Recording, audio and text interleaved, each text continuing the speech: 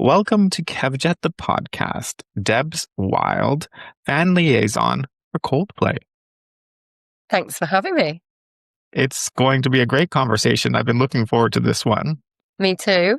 I guess lots of people, we were talking about this just before we hit record, and lots of people probably introduce you first off as the person who discovered Coldplay. And I want to go with a little bit of a different question for your first time here. And so that's what they ask you. They introduce you as the person who discovered Coldplay. But what part of your story does that leave out? That's interesting because in a way, it's something I'm so used to that it was only last night at a Q&A thing where the subject came up where I found myself saying, well, obviously I didn't discover them because they existed. I didn't make them or create them. But it sort of feels through sort of meeting the band and having 27 years history with them, which is a long time. There was definitely a part of my journey which became so embroiled in theirs that my career almost started so well that I never really got to beat that. 27 years ago, I found this incredible band who are now one of the biggest, if not the biggest bands in the world. But yet I don't have a follow-up story. You know, I didn't go on to be head of A&R anywhere or sign another great band or, you know, I had a lot of doors slammed in my face, including the Coldplay door. My boss did not sign Coldplay because I'm not the girl that signed Coldplay. So that's the kind of bit that stuck in my throat for years of going, I should be that person. But you know what? It's not a bad moniker. So I'm not complaining, by the way. But yeah, there was a lot going on, but I was very new to the industry when I did sort of find Coldplay. So I hadn't really got time to get stuck into that role at all. But that part of the story is quite interesting actually, because you weren't really, you kind of just were fresh into the music side. You weren't actually looking, you hadn't done any training. You were just like, I want to get into the music industry, and boom. That's exactly it. It was all born from an obsession being a fan. And so I actually said this for the first time yesterday as well. It sort of makes sense that my main role with Coldplay is fan liaison because I started as a fan of them and of music, and that's how I got into the business. And so I really do understand fandom, and it feels like the perfect role for me to have because I get to hang out with all the fans, and I am a fan. So it's just it's a great time. Yeah, it is. It's a really good time, and I think it's really lovely for the band to have not me, but someone in that role, because I knew when I worked at Universal Records, we did have a artist liaison officer, if you like, but not fan liaison. So, and you think, well, yeah, it's a disconnect in a way. And you think now we've joined that up, it's really lovely because especially now with social media, it actually makes it easier. But it's nice to feel that there's this access, if you like, and it's sometimes the fans make me feel like a bit of a rock star. I won't lie. It's sort of, I'm just Debs. And it's lovely, but it's like, I can't quite get my head around the response that I get sometimes. But then I think, again, as a fan, you go, oh yeah, but wait, it's a connection, and not just with each other as fans of me, but fans me, the band. So it's that I'm that link in the middle. That's and right. That's lovely. So I do really cherish, and I'm very grateful for the role that I do have. But yeah, sometimes it's like, I'm just Debs. I love that. What's a fact about your career that matters more to you than that discovery? I think it's the way I got into it.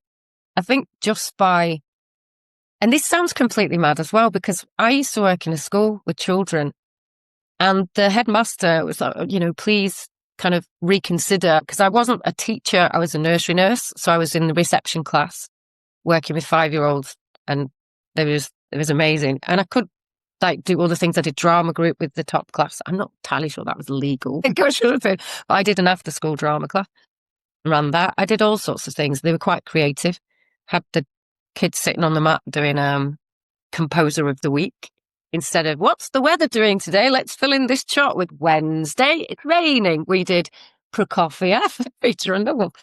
So all of that. So I was doing that and then thought, I don't think this is going to fulfill me the rest of my life. What do I want to do? And I kind of told all my colleagues, I think I'm going to try and work in the music business. And they were like, oh yeah, I think you should. That'd be amazing. So I told my friends who'd known me forever and they were like, don't be ridiculous. So then that just was like fire that I needed to go, right, well, I'm definitely doing it then. So I really had that steely determination. So I actually finished for the summer holidays with no plan. And I went away for 2 weeks holiday. I thought, I'm going on holiday before I do this thing. I don't think I had a holiday again for another 7 or 8 years because I did get into the music industry like within 2 days. Just ridiculous. But I knew I'd researched it. I didn't just manifest it. I actually did a lot of research. I'd got this directory that only had names and addresses of people in the music industry that I'd found at the library in a book that was referenced, so you couldn't even take it home. So I used to have to go to the library and sit there and handwrite everything out. Of course, this is before computers. They existed, of course, but it wasn't like, I'm not that old. It wasn't like, can I just print off all this information? And that, it was all very much, you had to physically do it, which probably was good. And then I literally just thought I still remember the outfit that I was wearing, and I had a little almost briefcase, got the train, went to Manchester and just started knocking on doors. Literally. They were all buzzers though. And I was like, they're not going to let me in. A few of them did not let me in. But as soon as somebody let me in, that was literally, and I mean literally, foot in that door. Hi. Now you've got me. So, and it just kind of snowballed into oh, actually, yes, give us your number. And then next day somebody called and said, look, it's boring, but we need some envelope stuff in with these promos. Do you want to come in? And by the time I'd got the train in, they said, look, we've already done it, but hang with us. And then somebody went off sick at another place. And then I got a call back to the other place. And then before you knew it, they were just sharing my number as if I was some kind of freelance, I don't know what they call it, but sort of supply. But it's like, oh, we have one of those, and just sent me off to there. So I did sort of a recording studio, a record label, and a radio station, which was Kiss. It was Galaxy at the time, I do believe, but Kiss. So I did all of those covering for either sick or holiday during the summer. And then by the end of the summer in September, the boss was kind of like, where have you come from? And I said, Bolton. And he said, no, which agency? And I went, I'm not from an agency. And he went, well, I don't understand, but do you want a job? And I was like, yes. So that was it. So I think I will always look back at that and think, yeah, you know what? Well done me. I actually did what I'd set out to do, and it didn't go too badly, really. If someone came up to you today and said, I'd really love to get into the industry, do what you're doing, what kind of advice would you give? Because would it be the same experience if you were knocking on doors now?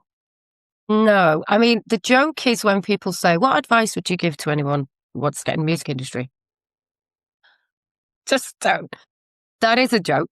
I think the trouble is, and when I say trouble, I think even though there was a part of me, and not a lot of people know this, but before I did actually end up doing what I was doing, I did try and apply to be a sound engineer because I was just fascinated with how records were made and what I could hear. Sometimes I thought I could hear things that weren't there, you see.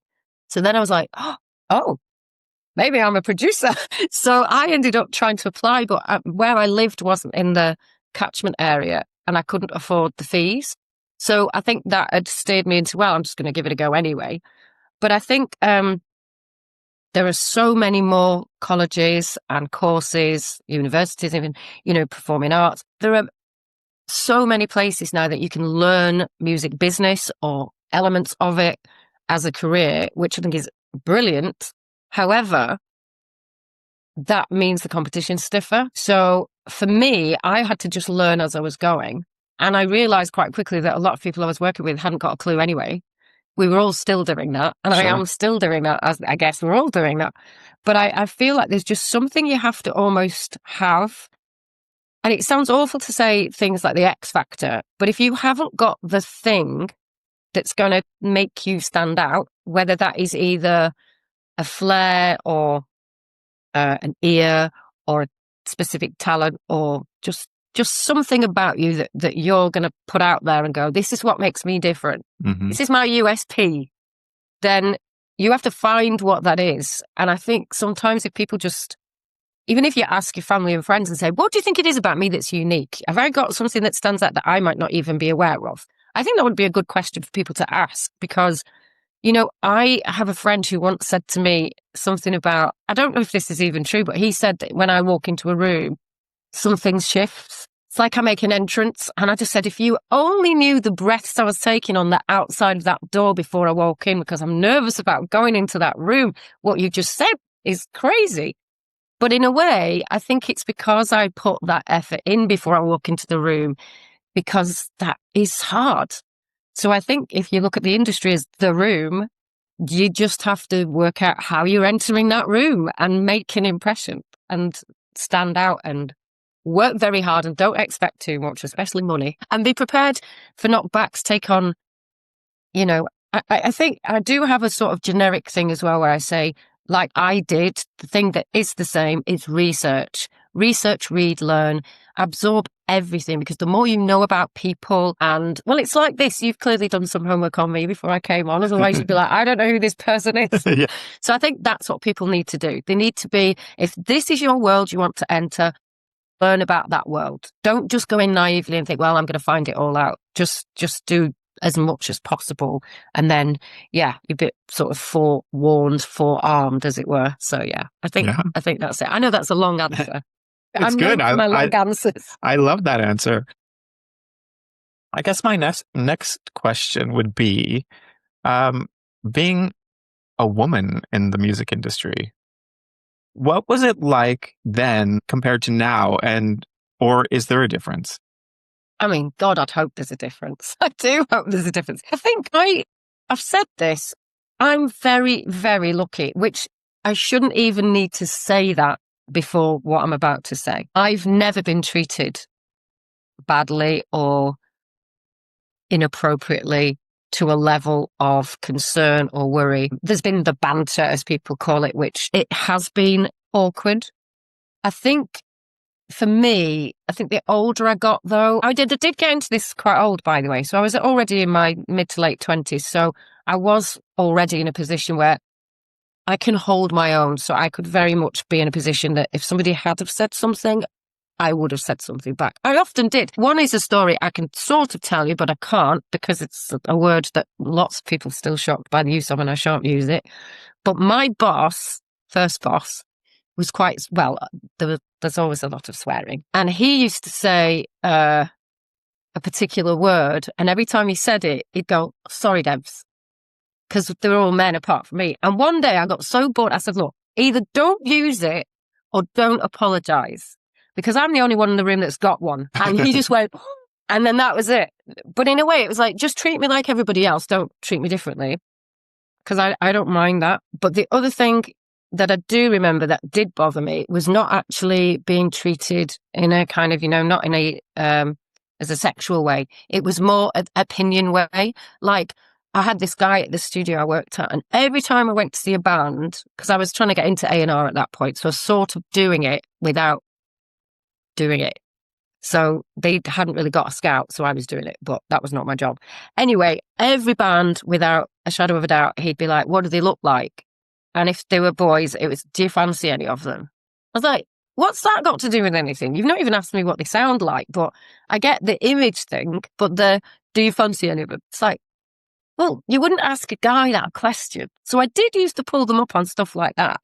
But the biggest insult, and if he ever sees this, sorry, was when there was a guy who was on TV talking about me and another female who signed Coldplay's publishing. I introduced her to the band, so we were like, in there from the beginning.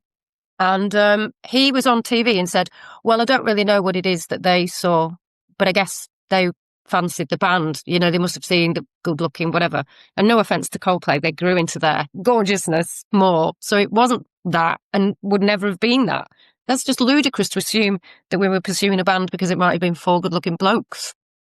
Just baffling. Anyway, slight digression. I think there's a lot been said about, obviously the Me Too movement. So I think things have changed, and there's definitely I think there's a group that started in Australia. I feel like might be above the glass ceiling, something like that. I'm not sure, but it's very much been anonymous people, women coming forward with stories. And I think sometimes I'm a bit not disappointed because it's each person's choice, but I still find it quite sad that there's so much being said without naming. And I feel like if things have happened, say it. It will help people. And I don't think we should feel like we have to hide or we might risk our positions or futures by speaking out. So it's not quite there yet, but it's getting there. And yeah, there's a lot of wonderfully strong females who are helping people find their voice if they're not as, able within themselves to come out about things like this, I think. But I do think the industry as a whole definitely got better. I just was very fortunate that nothing really happened to me. I also worked at a label where actually one of the post room males got patted on the bottom by a female worker one day and he reported it. And I remember being really pleased that he had, because I do think there is that, double standards of, I was talking to some friends about it the other day, and there's a lot of things that women do get away with that you think, hang on a minute, you can't say that. You don't take that from a guy. You shouldn't be saying that. And I'm very cheeky because I'm old now, and my mum says you can do that when you get older. But I do sometimes think, yeah, there's a place for it, and it's not in the workplace. Yeah. What's some invisible work that you do, like work in the background, that made other people's success possible or continues to do that? Well, there was something happened yesterday that I was like, oh my God, I was so excited. This is not work sort of thing. And I'll go back to the main thing. But there's a girl I met, and she's just so lovely. She's called Amy. She's a singer-songwriter, and she wrote a Christmas song and she sent it to me. And I said, oh yeah, that's lovely. And I always say everyone should write a Christmas song. It'll be played every year, guaranteed. And I don't know what it was. It's because the lyric, I think, is Christmas on Oxford Street or something. And I said, IKEA are opening a new store. I said, you should go and pitch this song because they're not opening yet.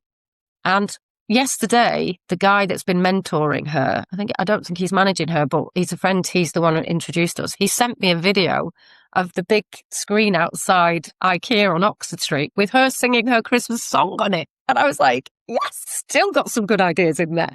That's amazing. Yeah, I love that. But no, I think there's been a lot of artists that I've kind of, I wouldn't say I've helped but I've been early on, like Badly Drawn Boy. He came round to mine with a Tesco bag full of demo tapes.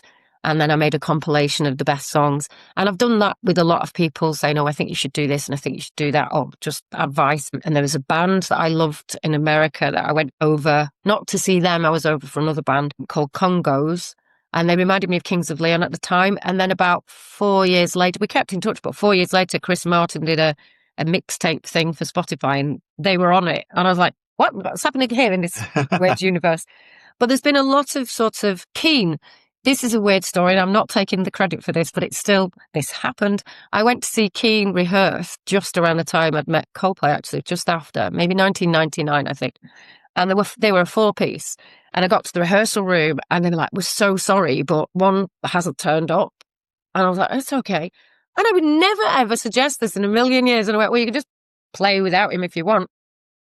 I went to see them at the garage as a 4-piece, and then that guy who wasn't there, he then left and they became a 3-piece. And I went, maybe that rehearsal went that well. They decided to no, but that's quite funny. But I don't know. There's a lot of things I think I do silently that I probably don't even remember doing because I just find, I just like getting involved and just helping people out. And there's probably a million of these that'll come to mind as soon as we've stopped chatting.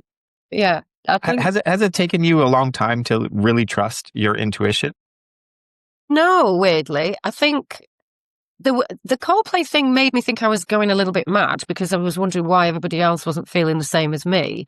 But instinctively, I used to have little things that were, if this was on the radio, would I switch the channel kind of thing? Or if this was my money, would I back this band, things like that. But then the one above all of that was, if I was playing this to my best friend, would I be like caring whether they liked it or not? And I remember playing Coldplay in the car one Christmas, driving people around, and I'd only just met them in the September. And people were, oh, what's this? But I was almost like, I'm playing it because I love it, and I don't care if you don't love it because I love it. And I knew that thing, I always trust my gut. And going back to what we said before, it's because I'm a fan. And I think if I like it, someone else will like it because I'm a fan of music. So I think I've just, it wasn't like I knew they were going to go on to be this big, but I just knew there was something. And because they were the first real big kind of, I'd had it before, but on that's a hit record, or that's great, and that's what people seem to be looking for, all of that. But this was something that felt very much me, like, I love this. I want to sign this because this is amazing. So I think that was maybe the first time that I wasn't necessarily thinking about the bigger picture, weirdly, but ended up being the biggest picture of all. And how bizarre for your first band, like just starting off in your career. Yeah, I think. But that gives you credit, doesn't it? Well, it kind of does. It does. But then you kind of got to keep smashing that. And, and everybody was looking for the next Coldplay. And I was like, I got the first one. I don't want the next one. But then I didn't sign them. So now so it was a bit weird for me because then I didn't really know what I was kind of going to be attracted to after that, because that literally was everybody was chasing that band. Yeah. So it's quite difficult to follow. It is. I kind of want to hit on mental health in the music industry because that's quite a big thing. So just maybe let's talk about that a bit. How, you must have seen and continue to see some things in the industry. And how do you deal with that? Do people talk openly with each other? I know when you're on tour, you become a family and you're on the road and all that type. But one big thing that I know is after the tour, it's such a big come down. You're like back to real life. It's not exciting every evening. And so that is part of the mental health issue, I think, as well, because you have to sort of get back into your regular routine at home where people don't care who you are or what you're doing. And so what's your thoughts on that? Oh, so many thoughts on that. There is always a come down even after one show. Yeah. Even as a fan. I remember going on tour with the band once and they were so sweet. They said, have you got somebody there when you get home? And they were really genuinely kind of concerned for 3.5 weeks on the road. You're going to feel it, And I did. And I knew I would because I'd been in Amdram once and after a week on stage, I was bereft. Anyway. Yeah. 21 years ago, so I was obviously in the music industry, but not for that long. I went to college to be a counsellor and they kept saying, oh, what do you want to specialise in? And I said, I want to kind of be a counsellor for musicians. And they were like, well, that doesn't exist. So I said, no, I know. That's why I wanted to do it. And I was really met with a lot of obstacles in that. Like even the first year I did my end of year, wasn't a paper, but whatever it was, I couldn't find anything specifically to kind of really get the research on. So I ended up doing reality shows like X Factor and stuff because I knew that they had people that, would assess people's mental health and all of that and look after them after the show, hopefully, allegedly. But anyway, so I kind of left that. I did it for a bit and then thought, no, and did life coaching. But at the back of my mind, I was always aware of it. And it was quite interesting because I found myself at the age of 30, so I had met Coldplay at this point, I was really suffering with a kind of, when you don't know whether you're really, really sad or depressed. I was very confused with that. And I was on medication for being depressed. And I don't know if it was the medication because the side effects, it's been banned, let's put it that way, the one that I was on. So you can't get it now. And I was really down, either from medication or just I was really down. And I ended up in hospital because I had a mental breakdown, like proper. And my boss at the time was so supportive and just said, look, we'll just keep it between ourselves. And there was a lot of weird stuff. Going back to you saying, did people talk about it? Like I told my partner at the time, he told people, like my industry friends, which, when you go, look, it's my story, but you were there, so you can do what you like. But then the story started to go out to people that I didn't want to have it. And people were using it. Like there was a person that was I was having a bit of a legal battle with, which was interesting because she was a lawyer. So I was never going to win that. And she owed me a lot of money. And she said that she would go to the music press and tell them about my breakdown when I it was a bit of a tit for tat, but it was awful. So I stepped away from that. I thought it's not worth it. But I have been an open book. So I told people and then found the more I told people that they would open up as well. But for years, I don't think people were talking to each other at all. And there were so many people suffering in these very dark places. And it was sometimes the people that you'd least expect it. I mean, probably people didn't expect it of me. They were very shocked. But all those people who were the big people in the room and happy and funny and the jokers, they were all really suffering. And a lot of them have gone on, attempted suicide or, been in dark places that you sort of think, I'm so pleased to see now that there are lots of charities specifically for musicians, touring musicians. There are safe spaces that you can talk at festivals and backstage. There are welfare officers on tour now. My friend Tamsin, who I didn't meet through this, but she's written it's massive book of the mental health and touring. It's like a manual and a guide, and it's amazing. And she posted something today about a comedian had actually read it as well. So I think entertainment in general, definitely, I think it was very lacking. But again, if you're that front person out there being all showbiz, what do you do when you're not doing that? You probably don't want to tell people that. I think it's really important to talk about it and to let people know that you're human and this happens and the support is there, thankfully. It's not always instant, of course, because that's the thing. You've got either waiting lists or you need to be able to fund it. But some of the charities do have, free situations where you can tap into that. Also, outside of specific entertainment counselling, I've got a friend who set up, he used to be a stand-up comedian and he did actually attempt suicide. And then he came out the other side and set up a charity that's it's so amazing. And they've got this thing called the Hub of Hope.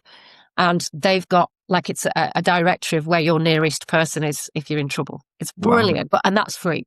So there's all these things that are happening. But I just feel that as long as people keep the conversation going, it's really important because the self-care that you need for, like you say, coming back off tour and to deal with, you might have bandmates that are now not there, or you might be a solo artist and you haven't got those people around you, or you've got a team of people who just say yes to you and maybe you almost create this persona that you get trapped inside and then there's so many facets to what's going on, but I feel a lot more needs to be done, but it's started and it's going really well. And I'm really pleased that the industry has started to recognize how important it is without it being a stigma and something you can't talk about. So, yeah. And having been there, like I say myself, it's I thankfully came out of the other side and it was sort of a good lesson to learn quite early on in that career as well. So, yeah. Can you spot that when you're on tour? Do you spot that within the group that you're with? I think what I do spot is tour fatigue, the burnout. That's easy to spot. You can see how energy levels and kind of that exhaustion sets in. And I know so many touring musicians and crew members. And that's what's great about Coldplay. They have a really good work ethic of taking enough breaks in between shows and things. So the tour is very long, but there are breaks and the show's even 2 on, 2 off, 2 on, 2 off. Right. So there's time. And I think that's come with experience of realizing that's what people need. And then you get the best out of everyone as well. But yeah, I've seen a lot of people where you just think, when you read these statements now, where they'll actually say, I'm so sorry, I'm going to have to cancel dates because of my mental health. Even 3, 4, 5 years ago, that would have been framed as some other reason. Yeah. And now I'm like, yes, but equally, somebody somewhere has to sort of go, are we checking in enough? Are we literally saying, are you okay? Are you okay? Do you need anything? What do you shouldn't have got to that point. Yeah, it makes me sad, but also you don't know. There's still a grown adult probably going, no, I'm fine. And I want to do this and I want to do that. And it's going to be very hard again to say no. I think maybe you need to slow down. And if you've got a single coming out, they're going to go, no, I need to do this show. And I need to do exactly. This. So I get it. But I feel, the steps are there. Just everybody needs to look out for each other. Yeah. because it's like stepping into another world once you've been home for a while as well. So, and like if you look at it the other way, you get settled into home life, and then all of a sudden you're like, oh, well, I've got to go for a few months. Yeah, but also that's the thing as well, because I think the people you leave behind are probably often thinking they're off on a jolly, and of course it's true. great and it's fun, but it's hard work. It's long hours and it's messes with all sorts. And of course you're going to have the adrenaline high when you've just come off stage, and then you've got either the crash, or you've got to maintain it or stay awake till 6, who knows? But it is not as fun all the time, as people might think. But yeah, it's easily seen as that. And then if you have got to come home and slot, as you say, right back into where you left off, that can be quite overwhelming too. It's so true. I always say it's just a lot of like, people only see the 2-hour show. They don't see like the waiting around for hours and hours of the train or the plane Yeah, there's a lot of that. And also I think people think that like, can we just do this? It'll only take a minute. Is it? I don't know where that minute comes from though, because there is no minute. There is no minute. It's non-stop. It's so true. Yeah. It's so true. What are your thoughts on concert tickets these days? Well, again, as someone who tries to buy tickets, I got so cross that I didn't even get rejected by Radiohead, even though I had followed all the instructions. And then everybody who didn't get a ticket seemed to be posting themselves at a Radiohead show. And I was like, how did you all get tickets? Where's my ticket? I think I had 2 tickets to see Ray at the O2 in my basket. I love Ray. I've loved her for years. I'm not a new Ray fan. I've loved her a long time. And just as I was checking out, I kind of looked at the price and the fees and I don't know if it's quite a lot of money. So I just let them go. I've done that so many times. But yeah, I mean, I really now have to really, really love a band or an artist. I bought Tori Amos tickets. She's doing Royal Album Hall next year. And I thought, oh, yeah, I've not seen her for years. And I always buy John Grant tickets, and I bought Oasis tickets, but through the promoter, because I wasn't going to upset myself by that headache of, ticket wars, they call it. I do it with theatre tickets. So I do sit and do the thing for an hour or whatever. But the rest of it, you're like, I don't know how people cope with it crashes and then this and then this. But I mean, again, it's another area that needs sorting out faster than it's being sorted out. And it feels like there could be an easier solution. And there probably is. I just don't know why it's not implemented. I feel that's all I should say on that it's subject. So true. It's so true. It's a controversial subject, but it shouldn't be. I remember just, I used to go and queue up at HMV, or there'd be a phone number in the back of a newspaper, or my dad would go and get them from the Apollo on a Monday morning, or whatever it was. It's like, it was much easier before the internet. It's so true. Making it easier, and it's not. It's so true. So yeah. I know. And I did buy tickets off touts, I have to say. And I'm not saying that's a great thing, but thanks to them, I did get to see U2 at Wembley Stadium and the Rolling Stones. So it worked. But now it's off the scale, isn't it? Yeah. The scalpers and the fake scams and all of that is just out of control. It's ridiculous. It's so ridiculous. Yeah. It is horrible. It's such a bad thing. I think that's one thing that, and this is not a blaming thing, because what you have to do, it's like anything. It's happened to me twice where I've sort of thought, that's not a real person, or that's not that person. So I can think of 3 things. 1, I spotted straight away, and 2, I didn't. And you feel a bit stupid. But the thing is, you just have to constantly say, as much as you want that ticket, is it real? Where are you getting it from? If it isn't the official, don't risk it. Because then it just turns into it perpetuates as well. And I know that's not a simple solution, but if we stop buying them that way, maybe they'll just give up. They won't, but you know what I mean? Exactly. Yeah, but it's just, I wish people would kind of think, don't buy it off that person or that site, or, your money's gone. What does healthy leadership look like to you in the music industry? Well, I think it's some of the things we've already touched on, because I think it's just looking after each other and yourself.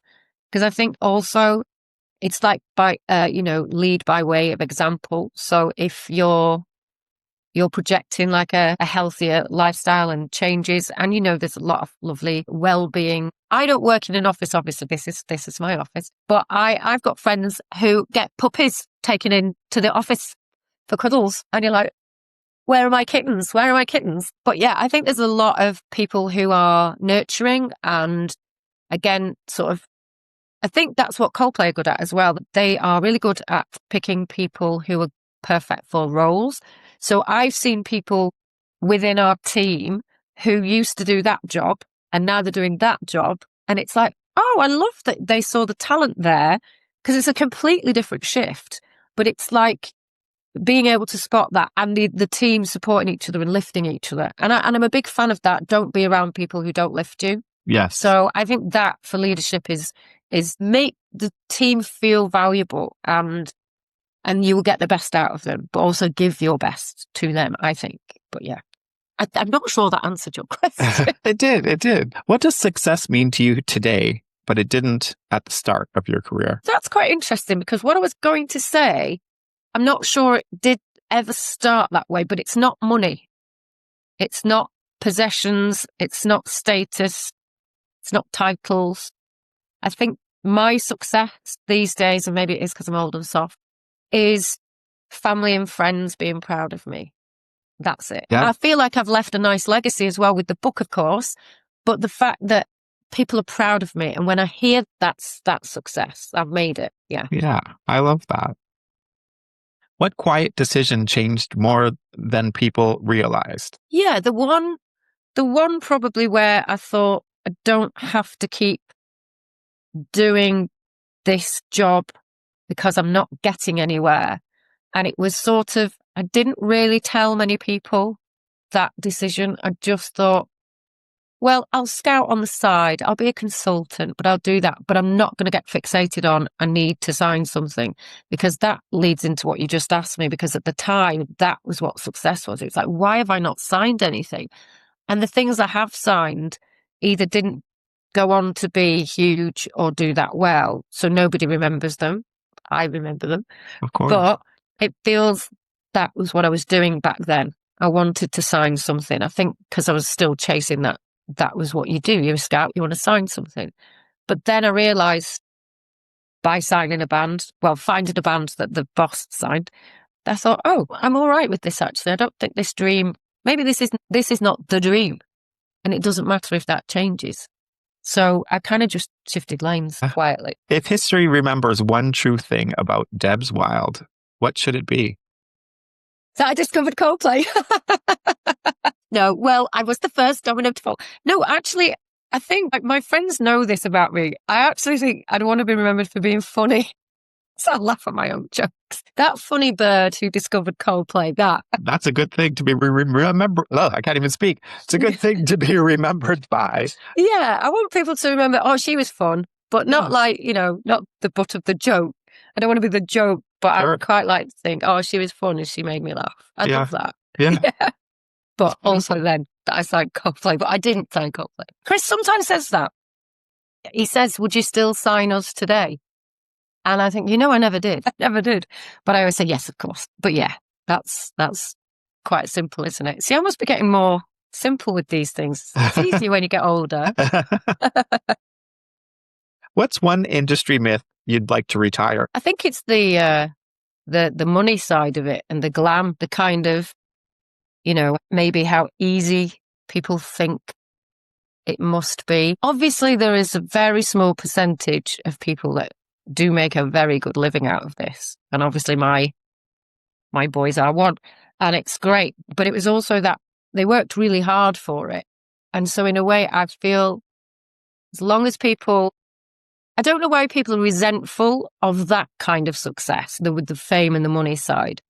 And they do really good things as well. So I think there's a lot goes on behind the scenes. I do believe that people would be quite surprised and pleased by within the music industry. But I do think it's got bad press for, sex, drugs, rock and roll, really. There is an element of that, of course, but there isn't everyone I've ever met. So true. Not, you know what I mean? It's not just that. But I think that, just as a kind of general thing is, that's not true because it's true of everyone. It so is. It so is. I've seen builders. I was just going to say, geez, just nurses. Indeed. Honestly, I've been shocked, I tell you, by the behaviour of some people that are non-music industry who could put the music industry to shame. It's so true. It's so true. One truth about staying human in music. about staying human. Well, I think actually I would sit more on the kind of the songwriters. I feel like Lily Allen, for example, the album, and there's co-writers that, need a good shout out. It's not all Lily, but she's great. But I feel like people are being more honest lyrically as well, especially females, going back to subject we spoke about. I think that is really important. I think, even I had the Mickey taken out of me because I don't know if you know that phrase, by the way. Do you know that? I do. Because there was a song back in the day and it was, I know, Ultra Nate, I think it was. It might have been called Free. But the lyrics, we were driving to somewhere, the gang of us in the car, music industry, to a music industry thing, a retreat. And this song came on. I went, this is the song that made me want to be in the music business. And it was a proper dance, wave your hands in the air kind of song. And they all burst out laughing. I went, well, you're laughing at it is. Because they obviously weren't listening to the lyrics like Right. I was, which was you can do anything that you want to do and say, I will, I want, and whatever, I can do anything. And I was like, yeah, I can. And that literally was the song that made me walk out the school gates that day and go, I'm going over there now. But I think just being more real, and I know we use this word a lot, authentic, but I think that's, a big part of it, because I feel like we're living in a world now where people either want to belong, and I think the more inclusive and kind of heard everybody feels and part of something is what makes us all human. So I think that connection with, whether it's dance or rock or rap or acoustic kind of folk, I don't care. But I think if you're being real, and then people will kind of, feel something, and that connection is the human connection. And I think we've lacked that for a bit. And I feel it's definitely here. And yeah, it's getting better, Yeah. I think. Yeah. Definitely. I totally agree with that. What's one fact about yourself that's still evolving? I mean, I'd like to think I'm evolving all the time. I'm a work in progress, is what I say. And probably till the day I die, that will be the case. I have just last week rather, had my last therapy session with the lady. She's retiring, which is why it's the last one. And my friend was going, are you going to get another one? And I said, oh no, I only had her because I feel I'm a car and that's my MOT. I'm not going with necessarily any big stuff, or there is big stuff. We've all got big stuff, but I know what I'm doing. So I'm very self-aware. I write things down. I have this tip that I was telling people this, and they went, I've tried that, by the way, and thank you. It works. I went, yes. If I wake up in a mood and I'm like, what's the matter? I speak out loud and I'll say whatever comes out that I think it might be. And the thing that it is gets stuck in my throat and I swallow and go, oh, it's that. So I might not even know until I've done that, but you can't do it in your head. It has to be said, because it's the physicality of saying things that you feel where they're stuck. So if you get nervous, it could be in your tummy or that. So I just have this body mapping thing going on constantly of where am I feeling what, how am I feeling? And I do check in a lot. So I think I'm evolving in kind of, I'm trying to quieten my mind, for example, because it races. I have found a new technique the other day that started to work. I was like, yes. So I'm doing things like that. And I'm constantly trying to work on the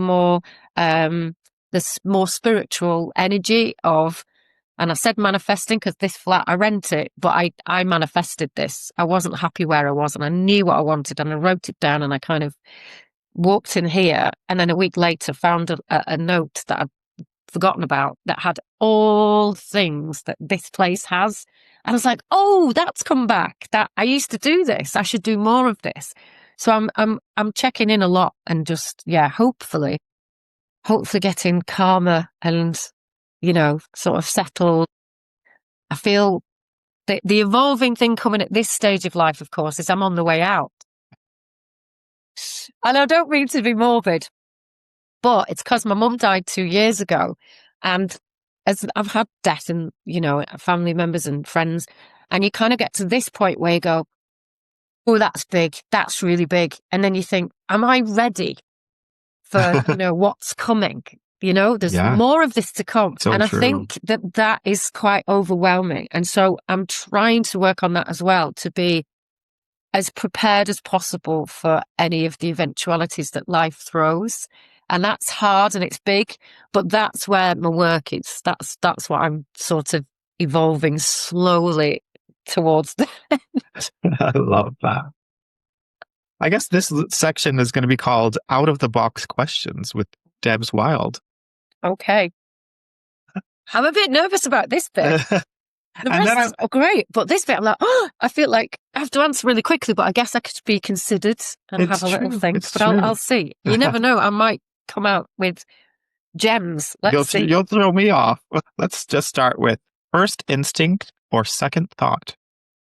First instinct. The word you're most tired of hearing in the music industry. See that I don't know. I think it was what I used to hear, where I would say no to me wanting to sign things back in the day. But I think anything that's negative, like you can't, that won't work. Anything like that. So any negative thing, that's my answer. Not very quick fire, sorry. Well, in editing, it sounds great. Yes, great. Thank you for making me sound excellent in editing. Coffee, tea, or adrenaline? Adrenaline. Yeah, definitely.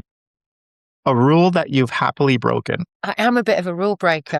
I don't jump queues or anything like that, but I am a bit of a rule breaker. Yeah, I don't think I should be specific. Yeah, exactly. There's a few. There's a few. Your telltale sign you've been overworking? I think when I do start to feel under the weather, but that kicks in with the adrenaline thing. If my adrenaline starts to lower, can I just diversify, just digress a tiny bit to tell you, I was once asked about, I have very extreme highs because of the work that I do and then the crashes. And the therapist I was just talking about, she once said, do you want to work on that and find a happy medium? And I went, oh God, no. Because that would mean I wouldn't have those feelings of euphoric kind of, happiness and joy. And I'd take the crash for the high. Yeah. You can keep that in, by the way. That was just for going back to the adrenaline and the whole thing of thinking about the thing. Yes. I love that answer. What's a compliment that's actually stuck with you? It still is the thing that I said before. I just think if anybody says I'm funny, then if you could say that if you put on weight, or oh, your hair looks awful, or you could damn me to hell and it wouldn't matter as long as you don't say I'm not funny. I told my mum this once. She was on morphine at the time. And I said, I had the craziest dream last night that Catherine Ryan introduced me to stage and said, be gentle, it's her first time on stand-up. And my mum just went, you? But why? You're not funny. And I was so hurt that it was only after when she got better and I repeated the story in front of people and she started laughing. She went, did I say that? And I went, yeah, and you know what they say about the truth coming out. She went, I didn't say that. And then she said, but you're not funny. And she is funny. She was funny, and I am funny. But then it was a kind of going joke then that I just had to try and make her laugh all the time because it's like, yeah, I just, that is a compliment. I don't know why it's a compliment, but I think it's probably, I don't feel I'm talented.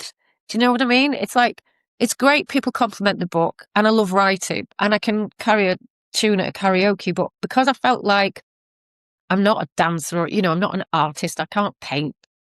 There's a lot of things I'm just all right at. So I think that's why compliments, if somebody compliments the way I look, that's nice and it's lovely to hear it, but you kind of go, I didn't really have much to do with it. So I'd rather be complimented on something I might be able to do, you know what I mean? Yeah, so if I write a joke and someone laughs, I'm like, yes. So that's why it's that. I felt like I needed the story to tell you why it's Exactly. Exactly. Love that. Silence or noise when you need clarity? I usually have music on in the background, even if it's classical music that might even be called classical music for background. There is a playlist called that. I do that. And you know what? Yeah. There's actually a playlist to calm your dogs when we go out. And so we just, I think they take out a decibel that humans can't tell, but it just sounds like classical music to us. But the dogs are so relaxed. That's brilliant. Yeah. See, that's what I need. Like, if I'm really, really unhappy, which thankfully doesn't happen very often, it will be silent. But silence can be so loud that I'm now trying to embrace silence and go, listen to that. And nothing. And I'm only just starting to do that. But I still feel like any kind of, the last place that I moved from and I wasn't sleeping because of a neighbour, and I had white noise, brown noise, grey noise. I didn't know there were that many colours of noise, but I tried them all. And I still felt like I was robbing myself of silence. But then I realised that it didn't really matter, because I guess you can have the silence inside. And that's what I'm working on, because I literally could tell you, I have in a chat, there might be another voice chatting back, and there'll be a soundtrack in there, all in there at once. And it's like, so sometimes the music is actually something that can be quite distracting and calming, like with the dogs. So I feel like, I quite happily trying the silence, but it's unusual for me to, clearly I never shut up for a start. Gut feeling or spreadsheet? Gut feeling all the time. The question you wish people asked you more. I don't want to tell you what it is, but I'm going to, because it's ridiculous. But because I'm single, no one ever asks me about being single. People ask couples all the time, how's he, how's she, how's they, how's it going? No one asks me. It's like, come on, guys, just because I'm single, ask. So there you go. That's great. Opportunity. That is great. I love that. It's true, actually. People never ever ask that. Yeah. Or they'll say, why are you still single? Oh, yes, there is that. Oh, would you not want a boyfriend? Yeah. Like, well, I sometimes say to that, no, because that's true, I don't. But I also have this thing of going, I don't think I've even had the choice since my last relationship, where I was like, I'm done with anything. And it's quite interesting, because I do have a lot of situationships, relationships, friendships, whatever we want to call them. But it's quite interesting that, I don't want to have a big relationship. But at the same time, it'd still be nice for people to just ask about the situation, rather than just that question that you said. Like, have you got a boyfriend? Yeah. Why have you not got a boyfriend? And that's where people go, isn't it? If they're going to talk about it. Yeah, and I wonder if it's just a taboo subject. But then my very close friends have no choice; they hear about it. Exactly.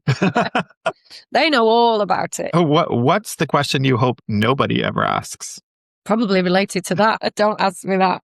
Yeah, I mean, I think I'm not too bothered about, like, in a way, sort of getting out of the question by saying any question I wouldn't want to answer, I would just tell someone I didn't want to answer it. So I'm not bothered. You can ask me anything. It just doesn't mean I'd answer it. So I think that's a cop-out way of saying anything goes. Exactly. Yeah. What's your definition of success, but only in one word? Happiness. That was easy. Yeah. Because I think that it is, isn't it? It should be that simple, that if you're happy, then something's going right. Yeah. That's success. What helps you stay human in this industry? I don't think it's an industry thing for me, because as much as I'm in it, I am very privileged in the level that I'm at, that I kind of feel I'm not, I don't know loads about what's going on in the industry. I try and keep in, but I definitely don't feel, even though I work in the music industry, I feel more than that I just work for a great bunch of people. So I don't really see the industry as an entity that I deal with, if that makes sense, even though I'm in it. So I guess I kind of, I don't really you're feel just human. Yeah. I'm just in that's what makes you so great at it, though. Maybe, I don't know if I'm great at it, but I feel like maybe that's why it's been sustained, is because I haven't made it bigger. Sometimes there's a thing going, oh, what would I do if this all got taken away tomorrow, kind of thing. It's like, well, I'd just either find something else to do, or I'd still do something. I've changed hats a lot in the last 30 years, so I'm not going to define myself by the industry that I'm in. But do you know what I mean? Sure. I'm happy to be in it, but yeah, it's not everything. I think we need to talk about life in Technicolor. It's beautiful. Look, I love the cup. Well, it's got this inside as well now. And that's the same as the first edition. So this is a second print, because the first print had a very dark black inside sleeves. And I was like, why have you not got the same as the other? So they've done a new one. So that's nice. Nice. Yes. So what led you to write that? I got completely conned into doing it. There was a friend of mine who was writing books at a publishing company, And he said to them, I know this girl. She works with Coldplay. We should get her to do this Coldplay book. So they asked me. He said that they approached to ask me for it. And I said no. And then he said, they said that they're going to do it anyway. So I then went to the band's manager and said, well, there's going to be a Coldplay book and either I do it or somebody else does it. What do you think? So then it was put to the band and he went, yeah, Debs do it. So that's how I got into doing it. And then it was my very good friend Asan, and we used to write scripts together, and he still continues to write scripts. He's an amazing writer. And one day he said, wait a minute, what do you mean you're writing a book with someone? It's your story, it's your band, and you write. Why are you not writing it? And that was the first time I'd had the proper, because I can't. And he went, yes, you can. Don't be so ridiculous. So that's how I ended up writing the whole thing, where the other guy whose name is on the cover, he did the individual member chapters. Yeah. Sort of. It's another long story. And then I just did sit down, and he was great telling me how to structure. Because I was like, well, where do you start? I mean, obviously at the beginning of the it's easy in that way because, just doing a career span. But what do I put in? Because they only gave me something like 40,000 words and I could have easily done double. Well, I think I sort of did at one point. And then even edited got to 60. And this new edition, I was only told to write 10,000 and I did 16 down to 14. And then we just settled on 1,100. How do you decide what to cut?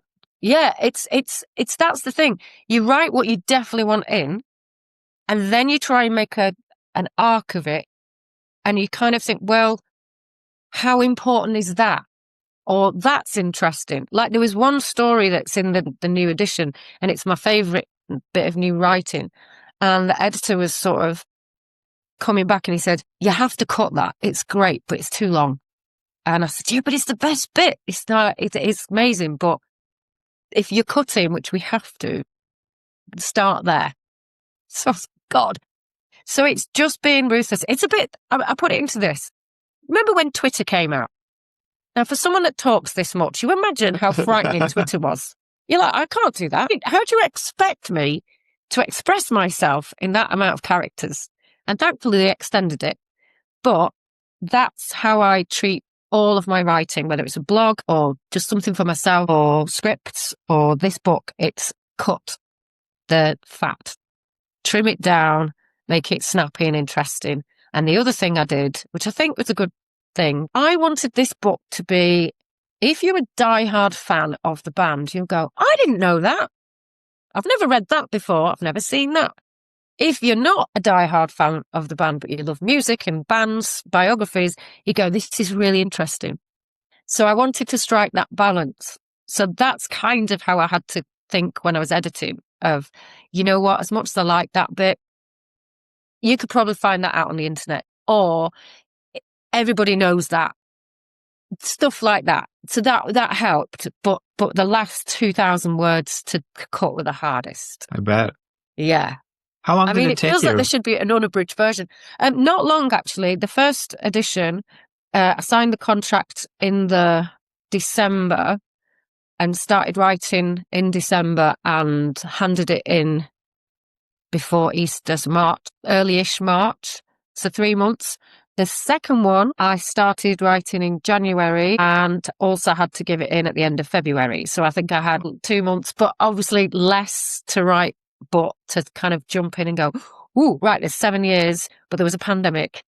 But yeah, of 3 course. albums, big tour. So that was sort of good. But I was still surprised going, wow, the chapter, because I sort of said, look, because there was a pandemic and there was no tour around that album, that chapter's going to be kind of shorter.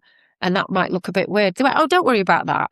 But then they made the next chapter 2 albums instead of 3 chapters. So it was 2 chapters covering 3 albums. So it did look a bit top heavy. And I'm Libra, so I was a bit like, oh, I don't like that. But it was much more fun writing the second edition in a way, because even though there was less of it, and I'd got a fractured arm, so it was dictating a lot and writing with my left hand. It was very hard. But I already knew, because the band and fans had seen the first edition, and I knew we were getting a lovely new cover with the band on the front, and I knew one official was coming off the cover. It was more relaxing in that way to kind of go, well, I've done it already, so I know what I'm doing. I'll just, pick up where we left off. I also got in touch with some people who'd not done anything for the first one, so I got to interview them and slid them back in earlier. So it felt like there were Easter eggs of there's bits that if you have read it, that's new. There's new photos, not many, but they'd be like, I was talking to this guy who'd done some string arrangements and he had the most beautiful picture, black and white shot of the orchestra with Chris sitting in the middle of them and he was in the background. So I ditched a picture from ages ago from when that session was and just thought, well, we're having that. So I just kept moving things around ever so slight tweaks, just so there was something for the people that had bought the first one. I thought, oh, I've got to buy the second one. You don't have to, but there is something in it. So yeah, but I really enjoyed it. I enjoyed the writing because it was like making myself a personal scrapbook. So yeah, it's like my book and their book at the same time. So weird writing about yourself as a third person, though. It's very Craig David. So it's like, Wild said this. And it's like, yeah, I did. What's next for Debs? Well, actually, I'm looking into, I'm going to go back to school part-time. I'm going to go back to the counselling. I'm going to do the thing that I wanted to do 21 years ago. And now there is an infrastructure for,